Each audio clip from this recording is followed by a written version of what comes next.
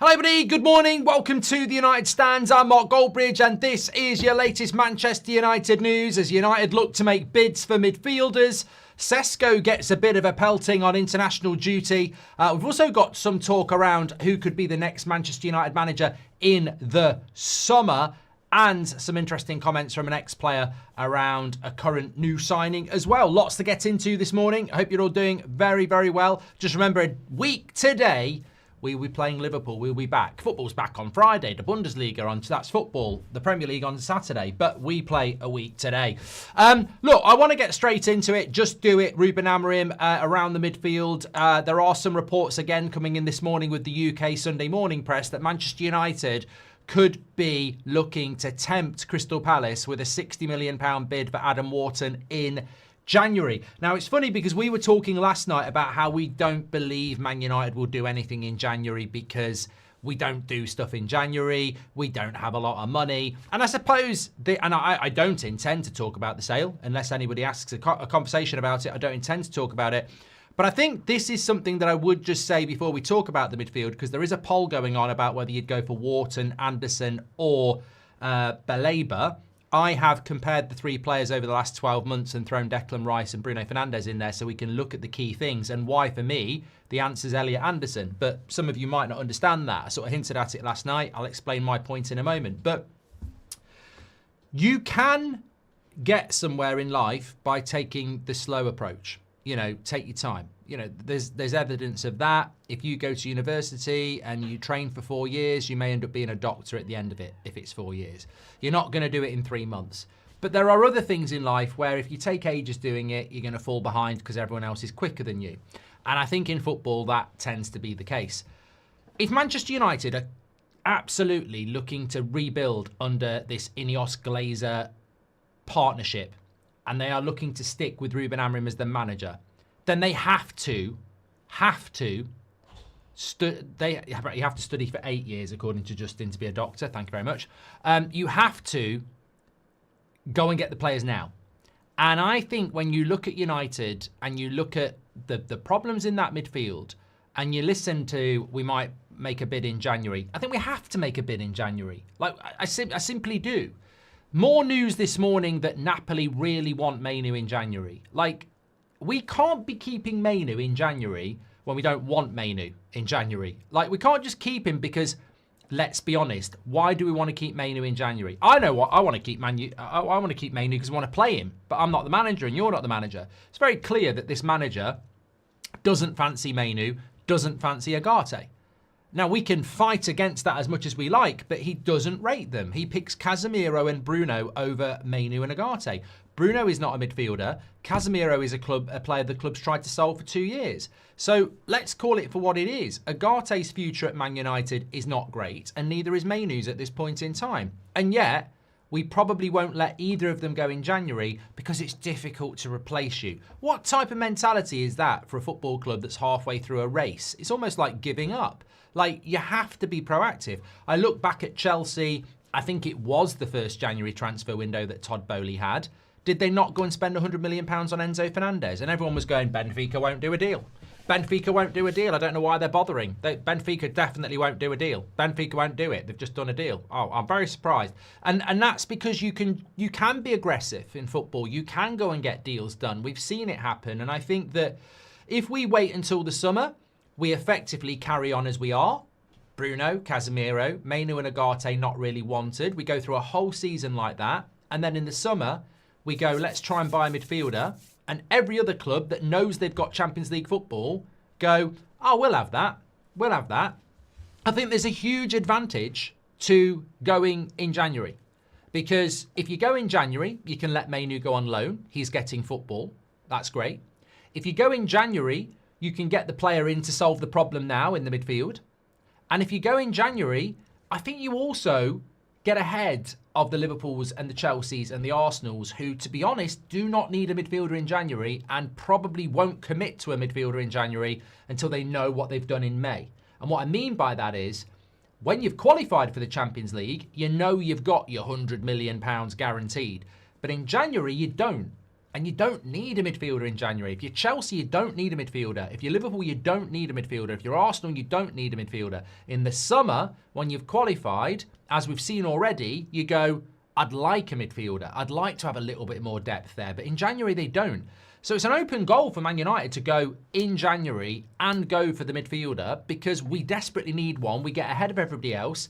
And also they bed in earlier. We need them now. But the big problem's going to be, where's the money to do this? And I think that's always the thing that you need to hold on to. It's never about the football. It's never about getting ahead of anybody else. It's always about the funds. The reason we won't let Mainu go in January is because we haven't got the money to replace him in January. And actually, it's the right time to do it. It's the perfect time to do it. And we should be doing it. So when I see stories about tempting Crystal Palace with 60 million, I think we should be tempting Crystal Palace with 60 million. I think we should be trying to tempt Brighton as well, and Nottingham Forest, and Stuttgart with Stiller. We should be making a play for a midfield in January.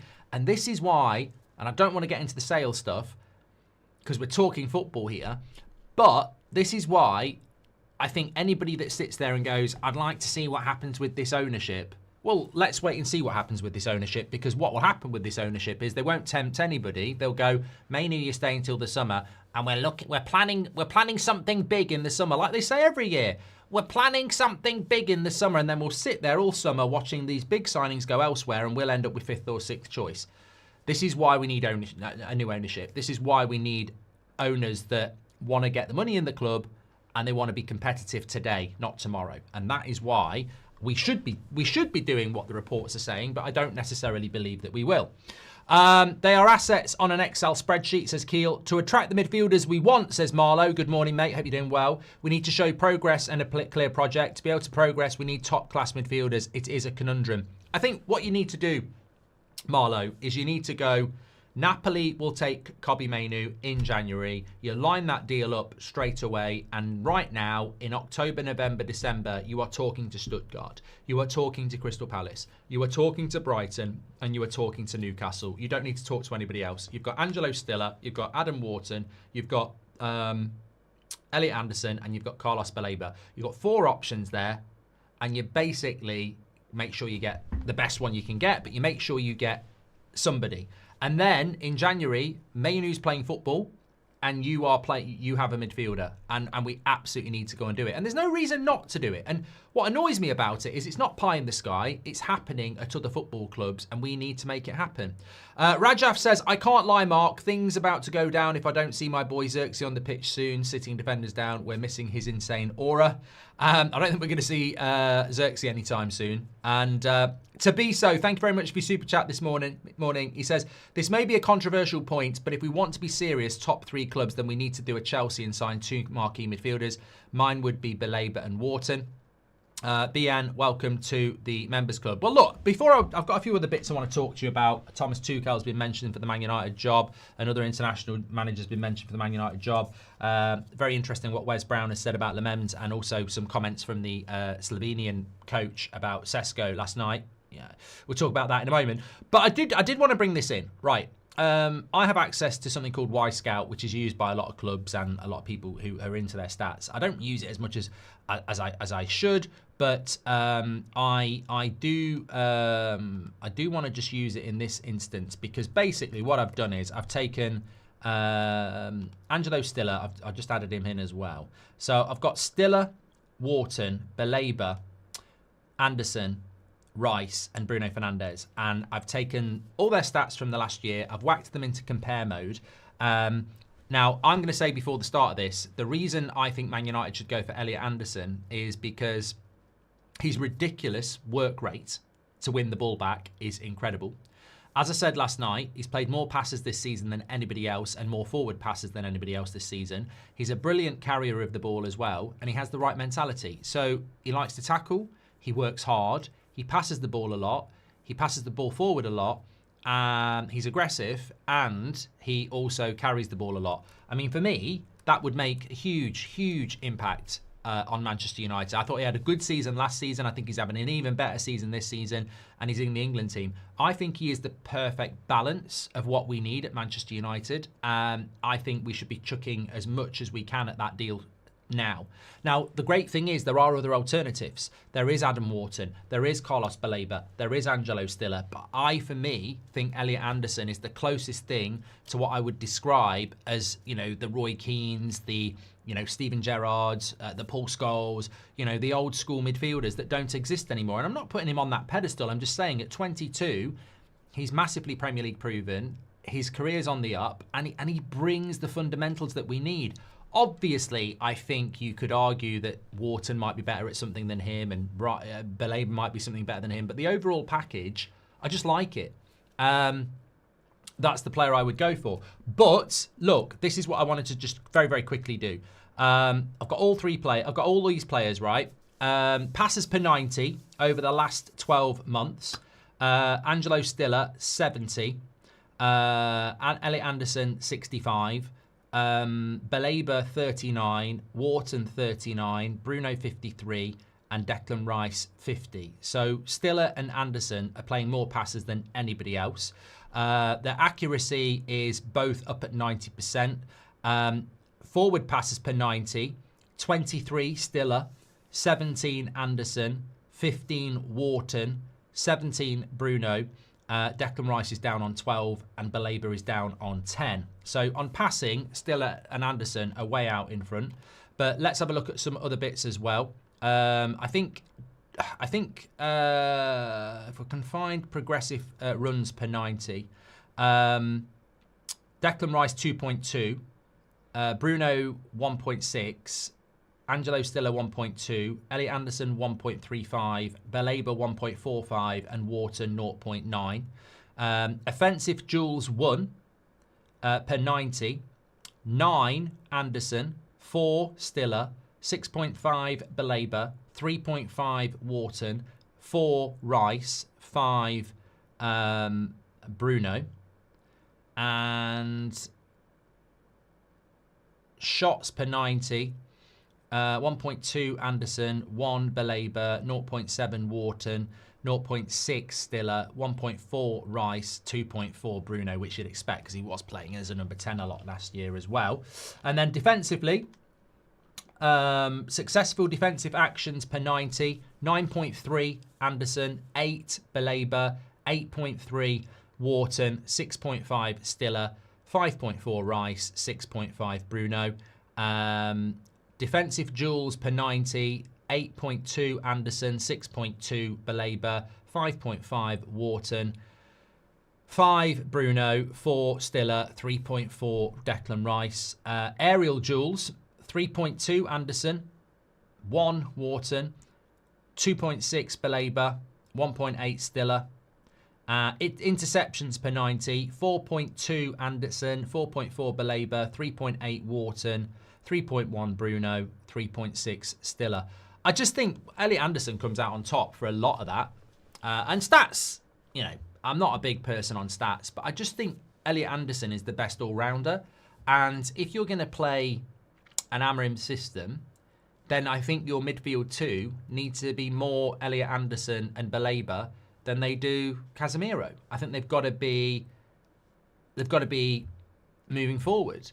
The stupidest comment I've read all morning comes from Hafito saying Anderson is another Agate. I mean, this is what we're up against, people, stupid people on a Sunday morning. I mean, what correlation has Uruguayan Agate, who's played for Sporting and PSG, got with Elliot Anderson, who's come through the Newcastle Academy and now plays at Nottingham Forest?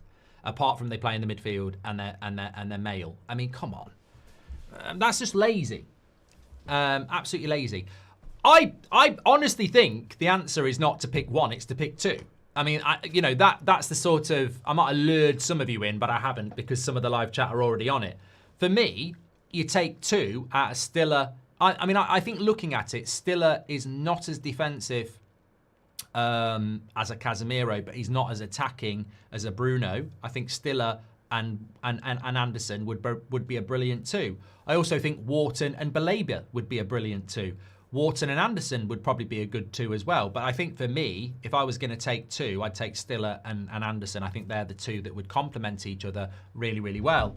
But I don't think we'll go for Stiller. But I think you've just got to make an offer in January. And there the thing that bothers me is twofold. One, we don't have the ownership who are aggressive when it comes to spending money in January. And two, the midfielder market, like the striker market, is really good next summer, like the striker market was this summer. But we ended up with 5th choice because Delap went to Chelsea, understandably. Gyökeres went to Arsenal, understandably. Ekitike went to Liverpool, understandably. We didn't want to pay the money for Watkins at 29, understandably. So we ended up with Sesko, 5th choice. And I'm happy with Sesko, but will we get away with that next year? If we miss out on Wharton, Baleba, Anderson, Stiller, what's next? And I think the midfielder market next summer is going to be very good. And the problem with it is, in the summer, is that if you are Real Madrid or your PSG or your Chelsea or your Arsenal or your Liverpool, the one area of the pitch where you can always convince your CEO, let's go and spend 70, 80 million pounds on them, but you've already got a midfield. Yeah, but there's 60 games to play. It's after the World Cup. We're going to get injuries. This is the one area of the pitch where we do need options. Yeah, right. Let's go and get Wharton. So don't look at Arsenal, Liverpool anymore and go, but they don't need a midfielder. Come on. We know people get injured. We know fitness levels. We know the volume of games. And we know the income they've got. Like, Arsenal probably spent about 200 million on bench players when you add it up. Liverpool certainly did. So they're just going to go out there and buy these players in the summer. And we need to be doing it in January, in my belief. Just to let you know what your thoughts are, Wharton is the winner with 41%, Baleba 34%, and Anderson 25%. I like this. I like the fact that I'm in the minority there because I think Anderson's perfect and I think he is a little bit niche, but I think he's perfect for what we need. I think he's a hidden gem. I think they'll go for Baleba because I think Man United have consistently made this mistake over the years whereby, a bit like Sancho, you know, we want him 1 year and we don't change our mind and we go again. I have, and I'm not going to change my mind on this. If I get proved wrong, I'm happy. But I have massive concerns about Baleba. Massive concerns about Baleba. I think he's having a really bad season, and I don't think statistically he adds up defensively to what we need either. He's very good at the high press. He's very, very good at carrying the ball, and he's very energetic, but I don't know whether he's got the defensive discipline. I mean, the problem you have with Man United is if you bypass Bruno Fernandes or, you know, you deal with Bruno Fernandes, you're running into space. And I think we need two players that understand how to play in that midfield 2 position. Emily Derry says, if possible, but I think we will end up going for Baleba. I do. I think the groundwork's been done. And I also think he's not the best option. So I think Brighton will privately be going, let's do the deal. He's clearly not got the minerals anyway. Let's do this deal and let it be Man United's problem. I think they will do the deal. Because I think even Brighton are probably waking up to Baleba now and going, he is not a £100 million player. We thought he was, but he's not. So let's just play the game with Man United a little bit and take him for what we can get. If possible, I would go for the 2 of those options, Anderson and Wharton or Stiller, says Emily. I agree. I think we have to go for 2. It shouldn't be 1, and we should be demanding 2. Imagine if you did bring Baleba in or Wharton in, they'd still be, who they're going to play with? I mean, Mainu's not getting the opportunity. Agate, I think people have given up on. I mean, I haven't given up on Agate yet, but I mean, he's just nowhere near. And yeah, I think we need 2. Morning, Frank. Did you see about Agate dropped once again, and Bielsa saying that they won't be more? They want to be more technical. Hope he can recover his confidence. Says Artak. I didn't see that. I mean, I can very quickly check it. I want to talk about Sesko actually in relation to internationals, so we can do that. I mean, the reality is that when we bought Ugarte, he was doing fantastically well for Uruguay. It was just coming off the back of the Carabao Cup, wasn't it? And he was doing very, very well. They played on the 10th against Dominican Republic. It was a friendly, to be fair, but he was on the bench, I think. Let me have a quick look. I don't even know if he's on the bench. Try and have a look here.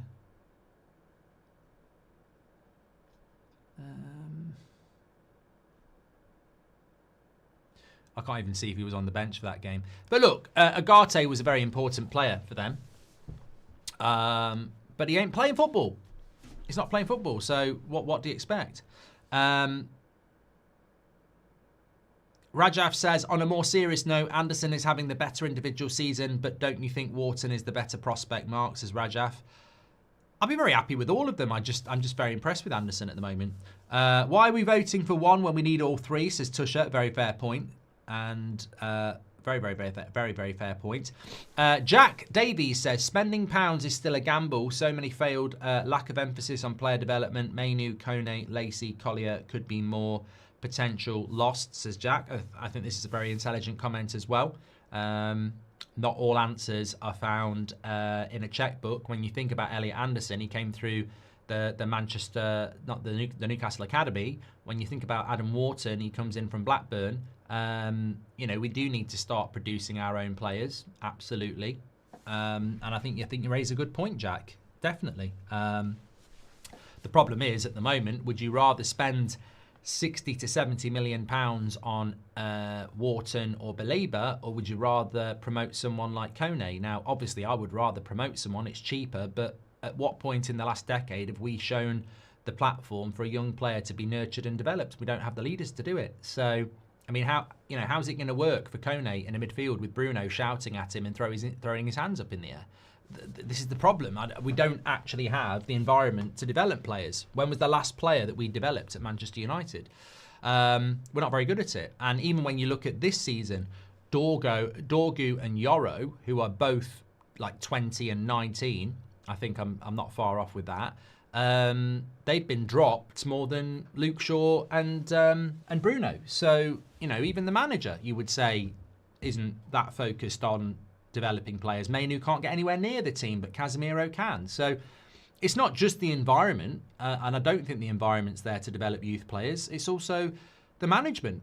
They will veer towards experienced players over younger players when the going gets tough. I mean, you know, we've seen that. Delo's been playing at left wing back instead of Dorgu at times. Yoro gets dropped for Maguire. Casemiro and Bruno play over Mainu. So we're not actually set up to bring young players in at the moment. So, which is why I believe the best course of action is the Cunhas and the Mbermos and the Andersons and the Whartons. I think that's exactly what we need to. I want to bring through young players at Man United, and we've got some really talented young players at Man United, but I don't believe the environment is there at the moment, so we need to build the environment first, of course. If it were, Tusha says, if it were me, I won't go anywhere near a midfielder who costs over 40 million. We need to get 4 at least, and we need to find the cheap, so believe in the scouts, says Tusha. And Sanchez says, no point getting anyone in January if Amorim is not ready to bench Bruno. I may be completely wrong. Thank you very much for that. I think that Mainu and Wharton are the best combo, says Eric Leonard. Thank you very much for that. And Artek we've done as well. Just talking about international breaks. Some people have sort of picked up on this. I'm not particularly bothered about it, but I would bring it in. Slovenia, Sesko, international duty. Their last game, they struggled to score goals, and the coach sort of came out with we need a killer instinct in the box. Some of the press have been a bit anti-Sesko. Some of them have been quite, you know, it was a tough ask for him. It was just one of those days. I don't care about international football, and, you know, I've seen a few tweets, but it's Slovenia at the end of the day. I don't think many people are going to pick up on it. I really don't care. Apparently Portugal won 1-0. Bruno and Delo played, and Yoro played for France, I think, as well. And there's no Man United players in the England squad.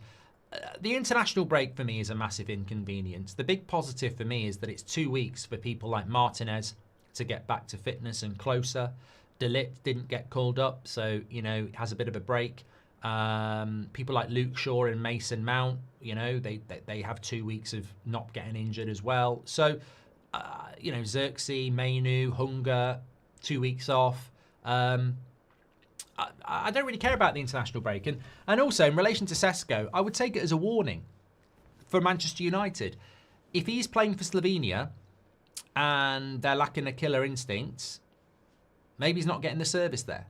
And it's just a reminder that Sesko might not score for the next 4 games if we don't provide him with service. And we've seen this before. We saw it with Rasmus last year. We saw it with Cavani. We've seen it with Martial. Just because we've got a striker that's decent, if we don't service the striker, then people will be on his back again. So I don't really care about what happens on international duty. I care if they get injured. But on international duty, obviously it's great if they score a hat-trick for confidence or whatever. But I really don't. I don't care. It's like Artak said about Agate. Realistically, am I shocked that he's not playing for Uruguay? He's not playing for Man United. But in relation to Sesko, I feel that it is just about we have to service the striker. And if we service him, there'll be no conversation, there'll be no negativity. It's as simple as that. But I'm certainly not somebody that's going to give a massive toss about Sesko having a perceived average game for Slovenia. Talking about strikers, Gazzetta dello Sport are reporting that Manchester United forward Joshua Zirkzee has emerged as a January target for Roma. They're keen to take him on loan to give him much needed minutes on the pitch ahead of the World Cup. I mean, I don't think Zirkzee's going to the World Cup anyway. I might be wrong about that, but I don't think he will be going to the World Cup. But obviously, you can understand why he wants to play minutes. From the minute we bought Zirkzee, he's always been linked into Italy. So, look, those knocks on the door are going to happen. We reported it at the start of the week about Mainu and Zirkzee, and then everyone else picked up on it within hours. Those door knocks will happen. What I would say is it's only the middle of October. We've still got 2.5 months till that January transfer window opens. We're actually closer to the start of the season than we are the January transfer window. So there are many twists and turns that could happen. But of course, if it continues like it is for Mainu and Zirkzee, I think they will be knocking on the door. I wanted to bring this in before I talk about the managerial situation, because there is a story about Thomas Tuchel this morning. Wes Brown, talking about the change of goalkeeper, he says, I think there were a couple of positive things against Sunderland. Maybe the most important thing was the keeper. He gave a very confident display, and I think that gives encouragement to the rest of the team. We had more consistency, and what I mean by that is the defence was solid and the keeper was solid. We were creating chances, and obviously we got 2 goals out of that. I actually think that so much has been said about the goalkeeper, and I think that is obviously a very, very, very, very, very big positive. But I also think the way we played against Sunderland could well have been preparatory for the trip to Anfield next week, because I agree with a lot of people against Sunderland. I think that we got the early goal and then we did sort of look to counter. I can't remember if I'm right or wrong on this, but I think possession-wise it was about 50-50, which for Man United at home against Sunderland, you'd expect us to be a little bit higher, but I think we actually did give up possession to try and sit and counter, and I think that that's something that we probably will do. Certainly, I think we will do at Anfield. So the way that we played against Sunderland, I don't think it was that good. We could have won 4 or 5-0. We definitely, we've seen it with Brentford. We've seen it with Crystal Palace. You can have 30% of the ball and you can still win 4 or 5-0. And I think we could have done that against Sunderland. But I think stylistically, the way we played, I think we will probably see something quite similar against Liverpool, where hopefully we can score early, but I certainly think we'll be looking to counter and let them have the ball, which is why Wes Brown's right. The goalkeeper giving you some confidence. Look, we've all played the game, but I used to play, right at the end of secondary school was probably one of the best years I ever had, like in my career, because our school team was the best in the district, and I played for a good Sunday team as well. But I had different goalkeepers, and it was weird because they were very different goalkeepers. One of them, for a long ball, would be on the edge of their box, run out and kick it, and another one would just stay in their box. And they were both good goalkeepers, but what I'm saying is it was a bit of a head mess as a centre-back, because I played with a different centre-back partnership as well for school, and a different goalkeeper to the one I did on Sunday. The guy I played centre-back with on a Sunday was actually in the midfield for the school team. So it was always a bit of a head mess to go from a different goalkeeper and different centre-back partnership. But different situations give you different confidence. So I think with Lemens in goal, we could see the problems that Onana was causing for Maguire and Yoro last season. And Binder would have been doing the same. So the importance of having a goalkeeper that's confident and gives confidence to the defence makes the defence play better. And Wes Brown would know all about that. Chip says, if Baleba continues to get hooked in games, how about a Mainu Baleba straight loan in both directions in January, maybe with a buy option? Well, that wasn't the thing I'm saying just do. We've spoken about that already. But would you do that? I mean, if Mainu's not getting picked and Amorim wants Baleba and Brighton are open to it, why would you not do it? We won't do it, but why wouldn't you do it? Because Man United make too many decisions that are business orientated, when actually we should be football orientated, and that will take care of the business side. I mean, there was this quote from Sir Jim Radcliffe in his interview a few days ago, and I think this sort of sums up where we're going wrong, even though some people might think it's where we're going right. So this was Sir Jim Radcliffe's quote. Now remember, this is the guy that's been put in charge of taking Man United back to the top of football, and this was his quote. Man United will become the most profitable football club in the world, in my view, and from that will stem, I hope, a long-term, sustainable, high level of football. I mean, that sentence, to me, terrifies me. But to some people, they go, yeah, it makes sense. So Man United will become the most profitable football club in the world, in my view, and from that will stem, I hope, a long-term, sustainable, high level of football. What that says to me is, we're taking care of the business side, and then that will take care of the football side. And that's fine. That's absolutely fine. Some people would approach it in that way. So we're business first, and then the business side will take care of the football side. For me, in entertainment and in sport and in football, you focus on the football side and that takes care of the business side. If you're winning, people buy more shirts, they want to sponsor you, you get more people turning up, you can, fill your ground more. You don't take care of the business side while your football side's suffering. And I think this is, I appreciate the honesty from Sir Jim Radcliffe, I really, really do, but it just verifies what I think many of us are concerned about in relation to this ownership. Man United are going to become really profitable, and then when we're profitable, we can then spend on the football side. This is going to take ages. And how are we going to become profitable when we're not good on the pitch? What they're basically saying is, when we build this stadium in 5 years' time, it will be so big, we'll be able to make a lot of money out of it, and then we'll be able to put it back in the club. That could be 10 years down the right line, by the way. 10 years. In 10 years, you can make £1 billion by being in the Champions League. You're not going to make £1 billion from that football club, from that stadium, a profit. You're just not. So this is the problem that we're facing. We have an ownership model that a lot of people just don't agree with, and it's going to be slow. And, this is what happens when you've got business people in charge, I think. It's problematic. 1 minute.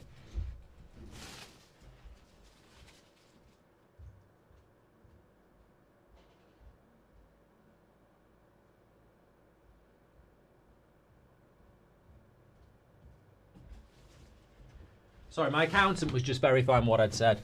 Yeah, a new midfielder won't be able to take Bruno's place. He'll have to play with Bruno, says Marlowe, and will be dragged down and suffer. Let's keep calm and wait until Bruno's gone. Then we can build something new. You're like Sir Jim Radcliffe, Marlowe. You're like, let's just put up with it how it is, and then in the summer we can rebuild. I respect it. I disagree with it. I think it's. I think this slowly approach is not going to work, and I don't agree with. Let's just stick with how things are for the moment, because in the future things will be better. I don't agree with that. I'm sorry, I don't. I think it's too slow.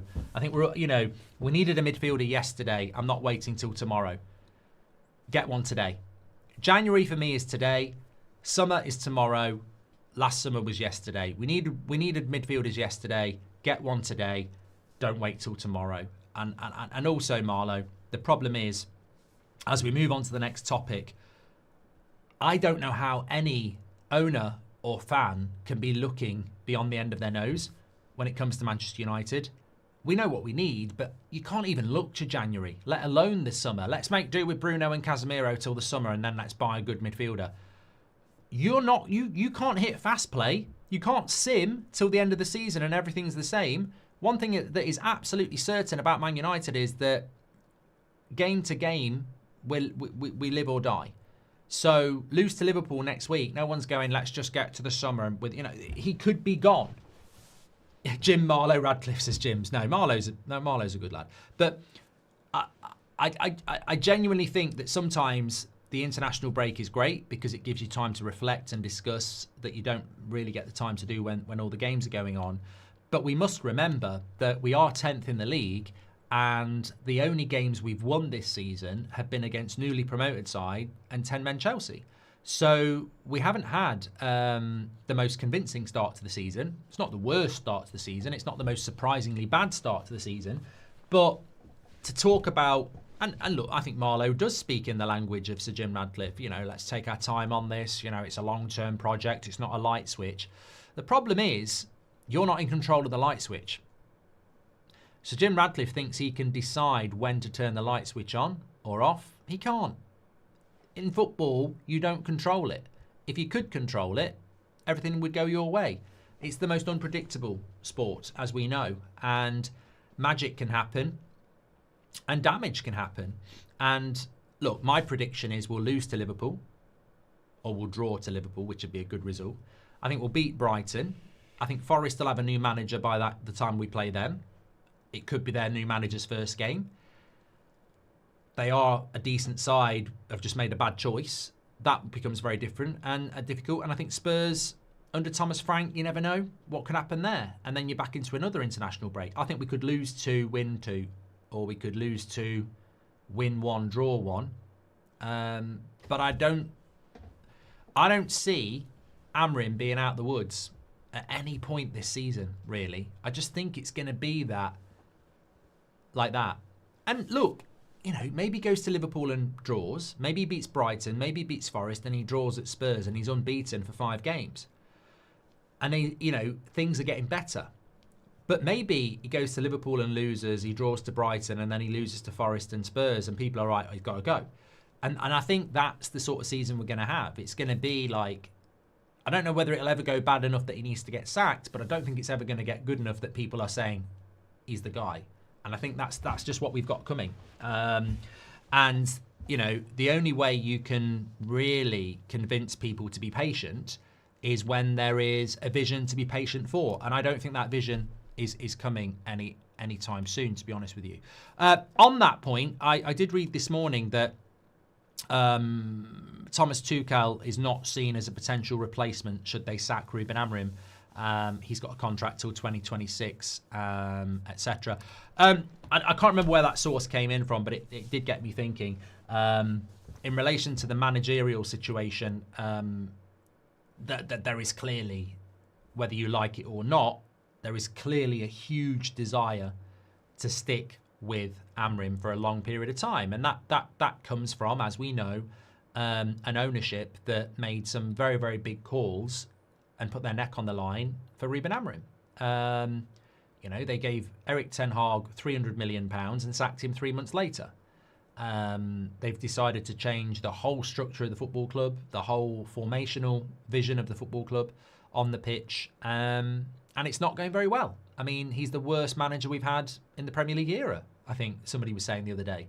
I hear all about these win ratios and everything like that, but I actually think factually he's got the worst managerial statistics in Manchester United's Premier League history, like by a very, very long way, win ratio, etc. I don't know whether that's factual. I just read it the other day. So from Ineos's point of view, this is an absolute terrible appointment statistically. So they have to stick with it. Now, I do partially believe that it can get better. And I certainly hope that it can, it does get better, because I'm tired of change. But if we're speaking openly, there is no obvious place to go next. Kevin says he's actually the worst manager since World War II, stats-wise. I'll take your word for it, Kevin. But I think the summer is interesting because what hasn't been mentioned for a while is we've seen Amorim talk about we've seen Sir Jim Radcliffe talk about 3 years. I definitely think they're going to push to keep him till the end of the season, which I think is a good thing because I hate interims. But it doesn't mean it will be a smooth ride to the summer. I mean, it could still be lots of losses. But his contract is basically up in May 2026. 2027. Yeah, May 2027. So if we have another shit season and we hit the end of the season, they basically can't really go into the last year. I think there's an option for a further year if they want. I think they would make a change in the summer if it's a bad season. Because it would be 2 years. At that point, I think it becomes quite interesting because there will be a lot of coaches that probably leave jobs next summer. Glasner will leave Palace in the summer. The Bournemouth coach is at the moment negotiating a new contract. Obviously, you've got people like Pochettino that might leave the US national team, Nagelsmann in Germany. So I think next summer's managerial market is a little bit like the midfielder summer market. The difference with the midfielder market is I think it's in our interest to try and get somebody in January, but I don't think we'll be able to get some of those managers. So as Savage says, I think it's in everybody's interest that Ruben Amorim survives the season. It's just in what way. Obviously, if there's progression and you finish, I would say, 6th or higher, you would keep the manager. But if it's one of those roller coaster seasons where it's win, lose, win, lose, win, lose, lose, lose, win, win, win, and you finish 8th or 9th, then, maybe they make the change then. But certainly the managerial market will look a lot better in the summer than it's going to look if you make a change now. My personal stance is I just do not like interims. And I don't like changing the manager halfway through the season. It can work. We've seen it with Emery at Villa. It can work. But I think the whole Man United project just needs that reset button. If we're going to change it, the only way to change it is from the top. And if you changed it from the top, they might change a lot more. It's not fair to label me as Sir Jim, says Marlowe. I'm the one with the dog sled analogy. Yeah, you are. Replacing one dog in January won't do us any good. Let's do a bigger rebuild in the summer. No, I disagree. I mean, the dog sled analogy worked really well yesterday, Marlowe. But in a Man United football team analogy, if you give me Wharton or Anderson and I put them into the midfield with Casemiro out, I've got a better midfield. It's not perfect, but it's better. And that makes us a better team. And they become settled quicker. And we've seen this happen with other teams as well. Like, I think even Man United bringing Bruno in January was a great idea because he was settled for the next season and he settled very, very quickly. The rest of the Premier League want you to smash Liverpool, says Toon on Tour. I mean, look, we'll talk about it in the week, but obviously it's a very, very difficult game. And I have said, I always find with these sorts of games that people write us off and say you're definitely going to lose.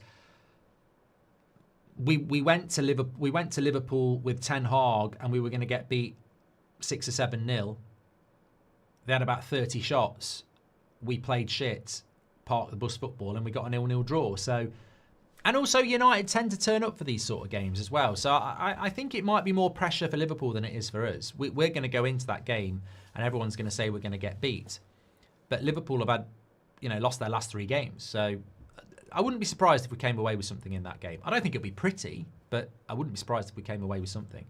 Amorim wants Premier League experience, wanted Watkins and Martinez. Centre midfielder shortlist is Premier League but quite green. On Amorim versus the board on recruitment, a lot could depend on how Sesko and Lemens perform in the months ahead, says WGV. And on ownership, WGV says, I wonder if Glazers could start to take umbrage to Radcliffe's criticisms of how the club run to date. After all, they've been in charge throughout, could make them more amenable to a sale. And Nicky Booth, well, just to go back on that, I'm hoping tomorrow and Tuesday we might get some clarity one way or the other on the sale. Nikki Booth says, out of the 3 choices, who's the best at defending? Out of Baleba, Wharton, and Anderson, who's the best at defending? Well, I had it up here, didn't I? Anderson is way more active in defensive actions. He's first, then it's Wharton, then it's Baleba. On defensive duels, he is number 1 on that as well. Baleba and Wharton are quite close in second. Aerial duels, he's number 1 on that by a long way. Interceptions, Baleba's slightly ahead of him, but they're all quite close, around 4 per game. Fouls per 90, he's number 1, 1.44. Baleba 1.33. Wharton 0.7. I think there's this perception that Adam Wharton is a holding midfielder. I think Adam Wharton's more of an 8. I think he's a transitional player. Wharton's the busier defensive player, definitely. Yeah. Emily Derry says, settling in 2 midfielders at the same time would be very difficult in the pressure cooker that is United. Thank you very much for that. And just going back to what WG said as well, I think it's very, very clear that Amorim didn't want Lemens and Sesko. He wanted experience. That's fine. That's why we don't have a veto for the manager. And that's why it's a board thing. And I think that is correct. But obviously, they are very different choices. Experienced striker, experienced goalkeeper, young striker, young goalkeeper. Managers don't always get what they want. They don't. Sir Alex Ferguson didn't always get what he wanted. Pep Guardiola's probably got what he wanted a lot throughout his career, if we're being completely honest. But Jurgen Klopp wouldn't. Arsene Wenger didn't. You know, Ancelotti wouldn't have always got what he wanted as well. So it's not unusual. You work with what you've got. And I think, as Rob Dawson said on Friday, look, maybe Amorim didn't get what he wanted all the time, but he was happy to get players in the positions he needed people. So he was happy to get Lemens and Sesko. He may have wanted different options, but he was happy to fill those holes, certainly, in the team. And, you know, there's a lot of holes to fill. Let's be clear. Fantastic show this morning. Really enjoyed it, actually. A traditional news show with a lot of good comments from you. So really good. And we didn't even touch about the sale, which is just great. Really enjoyed that. Plan for the rest of the day. It's Sunday, so I'm going to do a That's Football video and then 8 o'clock tonight.